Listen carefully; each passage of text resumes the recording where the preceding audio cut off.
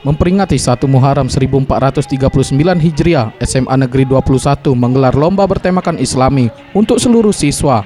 Menurut Abdul Rahman, Wakil Kepala SMA Negeri 21 mengatakan, kegiatan ini rutin diadakan setiap tahun dengan memberikan pemahaman untuk siswa agar selalu giat beribadah sesuai dengan ajaran Islam.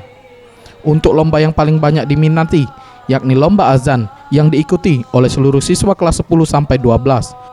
Untuk lomba azan ini, pihak sekolah mulai mencari muazin berbakat yang nantinya akan dididik dan dilatih untuk mengikuti berbagai kejuaraan. Lombanya ada 5 tangkai. Yang pertama lomba musabaqah tilawatil Quran atau MTQ. Yang kedua ceramah atau tilawah. Yang ketiga lomba azan. Yang keempat lomba cepat tepat tentang keagamaan. Yang kelima karaoke lagu-lagu bernuansakan Islam. Selain lomba azan, pihak sekolah juga mengadakan lomba MTQ, karaoke lagu Islam, yang diadakan selama 3 hari.